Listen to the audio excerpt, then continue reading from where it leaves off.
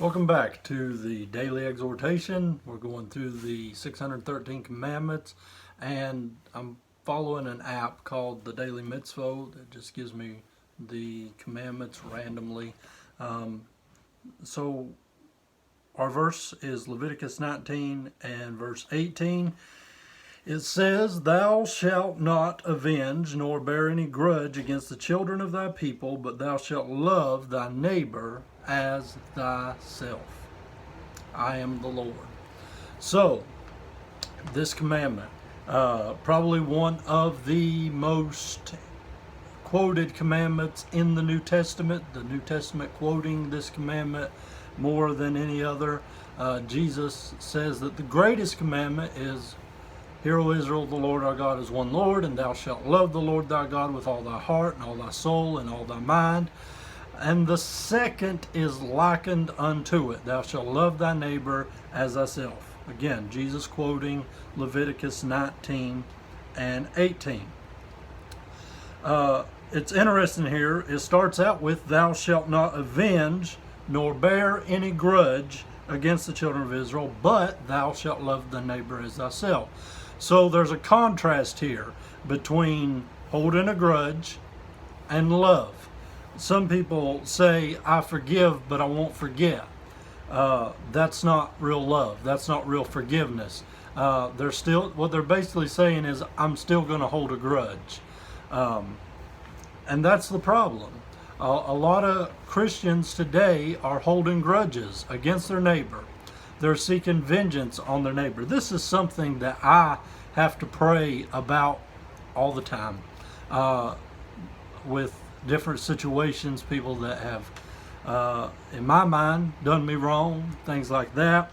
And it's hard to subdue the flesh, to crucify the flesh, and to say, "I'm not going to seek any vengeance, and I'm not going to bear a grudge. I'm not going to hold on to that," because that becomes a root of bitterness in my life. It starts out with a grudge, and it forms into bitterness.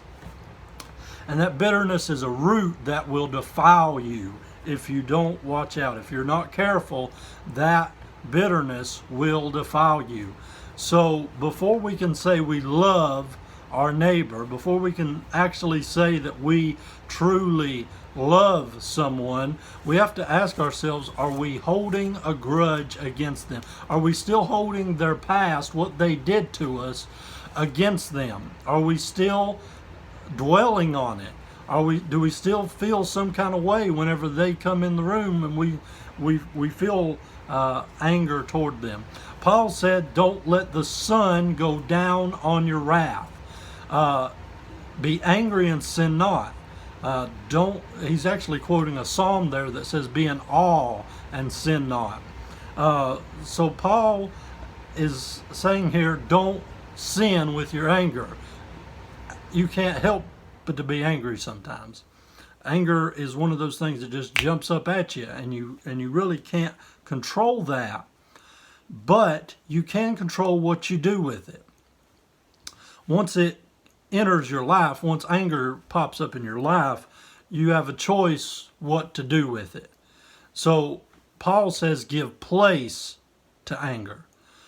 So anger has a place. I want you to imagine that there's a room in your mind with a filing cabinet, and there are different cabinets for every emotion that you go through. And anger has its place. You put anger in its place. So, in other words, instead of anger controlling you, you control your anger. You have control of your emotions. You have control over your mind. You have control over, think of a giraffe. See, you've already controlled your mind. By telling you to think of something, you thought of it, you purposefully made a decision to think of that thing. Move your hand. You see what I'm saying? You are in control of your life. People need to reclaim control of their life because they're running on autopilot. They are controlled by their emotions and their thoughts. You are not your thoughts and you are not your emotions. And you don't have to be controlled by your thoughts or by your emotions. Sometimes thoughts pop in your head all the time, emotions running crazy, some more than others. I'm not really an emotional person. But nevertheless, there are times it's almost a detriment because when those emotions do come, they come strong and they come hard. And so other people are up and down all day long. But we do have the reins of our own life and we can control our emotions. So what you have to do with that anger is you need to put it in its place, in its proper place. And that is in light of the God of heaven, the God of the universe, who sees your sin and is offended at your sin. And you need to see his love for you and for that person that has offended you. I was talking with someone today about seeing through God's eyes and how difficult that it is when someone has hurt you, when someone has just slandered you, talked about you, accused you of things, given false report about you, called you everything under the sun. And it's hard to see that person, someone who's hurt you, it's hard to see that person through God's eyes because you don't, I'll just be honest, I don't want to see it through God's eyes. I want to see it through they hurt me, they're evil, wicked person that I need to stay away from. And I want to hold on to that grudge.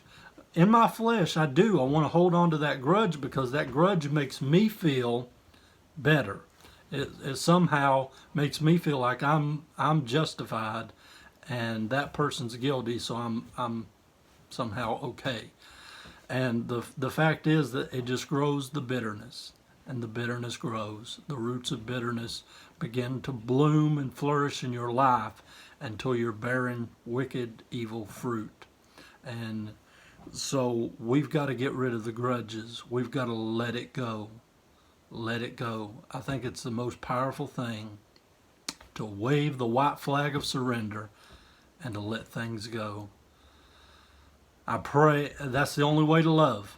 It's the only way to truly love somebody. God doesn't want us just to say we love people, or everybody says that nowadays. I love everybody. I love you, brother. I love you, sister, and all these things, but they're still holding on to things. They're not letting go.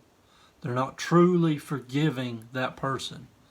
And so we've got to let these things go. Don't seek vengeance, and don't daydream about vengeance coming to that person. Don't wish vengeance on that person. Who are you to be an executioner or a judge of another person? You've offended God. You've offended others in the same way, perhaps, that they offended you. And isn't it amazing how we forget all that and just think we're perfect and people are wicked? It's so sad to see Christians living in defeat, and it's sad in my own life. I see that. I see that the flesh has a hard time letting go. I'll just be honest and be real with you out here. I have a hard time letting things go sometimes. And my flesh wants to hold on to it so bad. And my prayer is that we can just let it go so we can truly learn to love. You can't love if you're holding on to the past. You can't love people. And if you don't love people, then you're not a child of God. You can't. I don't care if you keep Sabbath and Yom Kippur and Hanukkah. Hanukkah's not commanded, but happy Hanukkah anyway. But nevertheless, I don't care what you do. If you don't love, Paul said, you're nothing. If I have not love, I'm nothing. If I had enough faith to move mountains, but if I have not love, If I spoke great words of eloquence, I could be the best preacher in the world, but if I have not love, I'm a tinkling cymbal. It doesn't have the effect. It doesn't have the anointing. It doesn't have the spirit behind it if I don't love. And so I know it's a hard pill to swallow. It's hard for me to swallow. And I hope you'll take to heart this little lesson tonight. And I hope you'll understand that God's commandments are just as real today as they were when Moses penned them. They are just as important today because Jesus quotes this over and over and over again. You can't love people with grudges. You must let it go. And you say, I feel weak doing that. I feel like I'm being weak. I feel like I'm being passive and being weak and selfless. Being selfless is hard. Being selfless is really hard. And it does feel weak. It feels not fair because they get to run their mouth and they get to say whatever they want to. They get to call you everything under the sun, and you don't feel like you're allowed to say anything. You don't feel like you're allowed to speak up. You don't feel like you're allowed to express your emotions. And I want to encourage you that you are allowed to express your emotions. I want to encourage you that you're allowed to be hurt. Even if you're a preacher, even if you're a deacon or a minister, whatever, you're allowed to be hurt and you're allowed to have emotions. You're allowed to have feelings, but you've got to let it go, because holding it inside and just not saying anything, that's just as bad as running them down. Except for that, instead of them you're hurting yourself. You're bottling this bitterness up and you're killing yourself. And so what you've got to do is you've got to learn to let it go. You've got to learn to really let it go. Sometimes that means confrontation. You see, being a Christian isn't about weakness. It's about taking the high ground. It's about being the better person. It's about saying, you know what? I've sinned against God and I've sinned against man, and I don't have a right to judge this person or bear a grudge against this person. I thank God that God doesn't hold things against me because I've repented and turned to Him. And so it's our position. We have to take the position of the high ground and not run them down. But that doesn't mean we can't confront them. That doesn't mean that we can't stand up for what's right, because we're supposed to stand up for what's right.